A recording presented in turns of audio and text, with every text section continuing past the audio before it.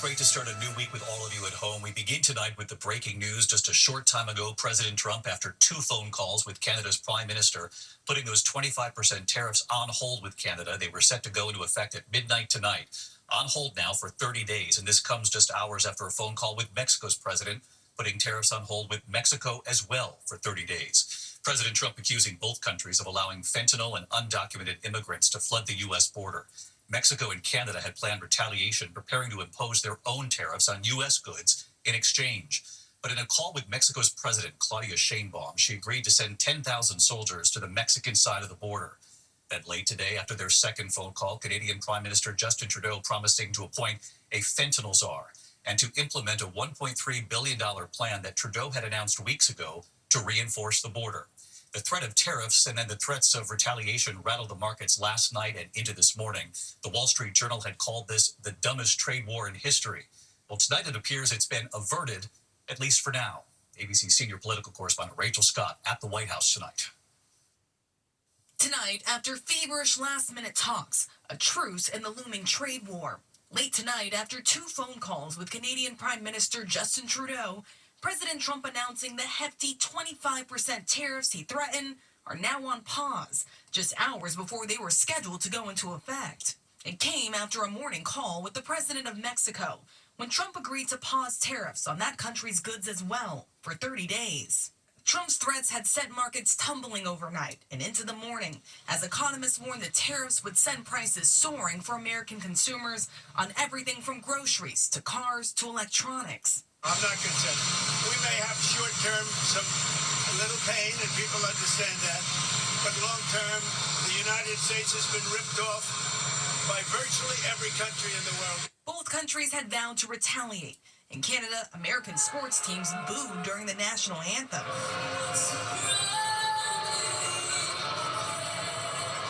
Canadian liquor stores taking American whiskey off the shelves. The Wall Street Journal editorial page calling it, quote, the dumbest trade war in history.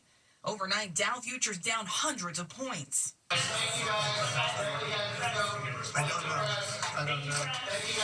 How is the market doing? I did? I don't know. I don't think about it. Hours earlier, Trump cut that deal with Mexican President Claudia Sheinbaum. Mexico will now send 10,000 troops to the border to help tackle illegal immigration and to prevent fentanyl from flowing into the U.S. Did you blink this morning? There was no blinking. No, she's a wonderful woman, but she did agree to 10,000 soldiers on the border. I would say that's a lot. Would you say that's pretty good? Negotiations with Canada took a little longer. Canada is very tough. They're very, very tough to do business with. But tonight, Canadian Prime Minister Justin Trudeau saying they have reached an agreement that in addition to Canada implementing its existing $1.3 billion border plan, Canada will appoint a new fentanyl czar, list cartels as terrorists, and launch a Canada-U.S. joint strike force to combat organized crime, fentanyl, and money laundering.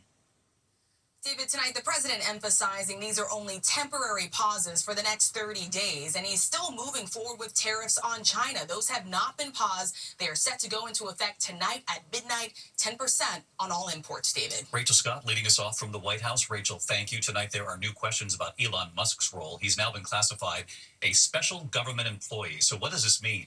ABC News had already learned that Musk has been given access to the Treasury Department's payment system, including the personal information of millions of American workers. And tonight, Musk working to shut down the humanitarian agency, USAID, or vastly reimagine the agency. Workers informed to stay home. Today in the Oval Office, President Trump was asked, why has Musk been given access to the Treasury, the payment systems, the information involving millions of Americans? The president answering on Musk to let people go that he thinks are no good, if we agree with him. Here's Jonathan Carl. Tonight, backlash after Elon Musk seized control of USAID, the agency that provides U.S. humanitarian assistance around the world, locking out employees, essentially shutting it down. It's Musk's first major move to slash government spending. As we dug into USAID, it became apparent that what we have here is not an apple with a worm in it, but we have actually just a bowl of worms.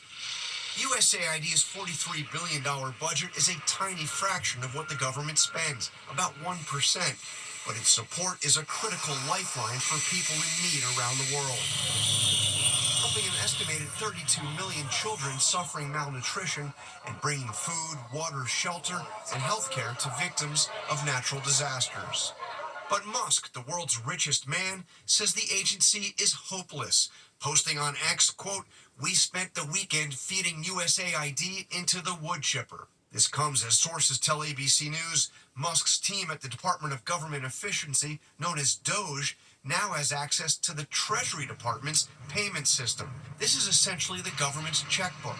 It processes trillions of dollars in payments and includes the personal information of hundreds of millions of Americans. Mr. President, why is it important for Elon Musk to have access to the payment systems at Treasury? Well, he's got access only to letting people go that he thinks are no good if we agree with him, and it's only if we agree with him.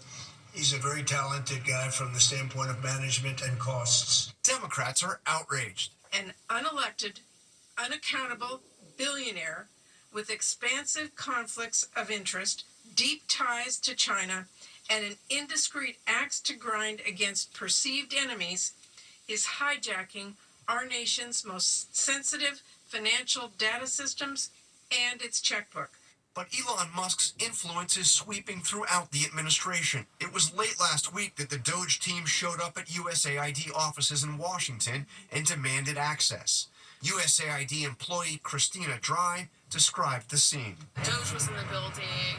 We took down our pride flags. I took out any books I felt would be incriminating.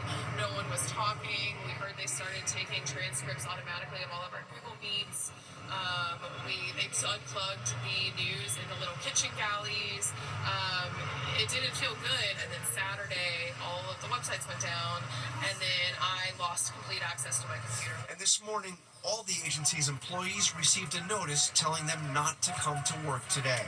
Now, what is left of USAID is going to be folded into the State Department under the direction of the new Secretary of State, Marco Rubio. All right, Jonathan Carl and our team following all of this from Washington. John, Elon Musk now classified, as I mentioned, as a special government employee. So tell us exactly what this means tonight.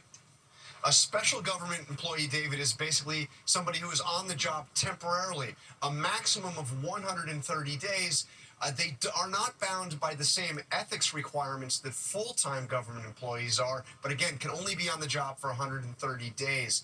Elon Musk is not being paid for his work at the Department of Government Efficiency, but David, his companies have taken in nearly $19 billion in federal contracts over the last 10 years. John Carl.